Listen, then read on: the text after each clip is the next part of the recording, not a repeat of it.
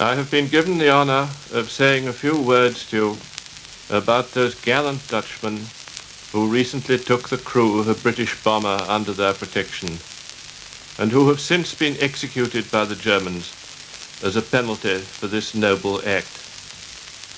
Noble indeed, for they must have known full well the risks that they ran in helping my compatriots.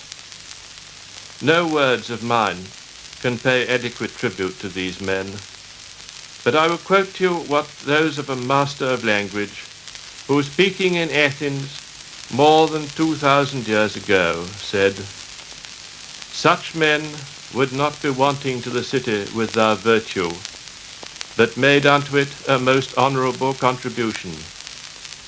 And having each one given his body to the commonwealth, they receive instead thereof a most remarkable sepulchre, wherein their glory is laid up to be remembered evermore.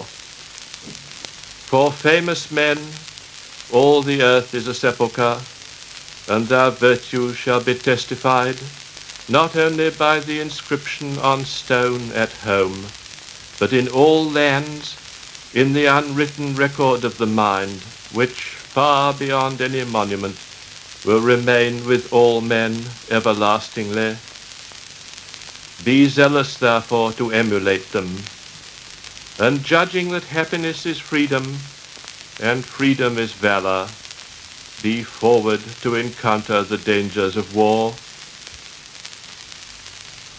I do not in any way detract from the glory of these men's heroism when I say that I do not know one man or woman of the Netherlands who would not have done the same in like circumstances. I have been more privileged than my predecessors as British Minister to the Netherlands. They only knew you in prosperity. It has been my lot to know you both in prosperity and in misfortune. And your courage, your determination, your cheerfulness in adversity are an inspiration and an outstanding example to the entire world. God preserve you and comfort you.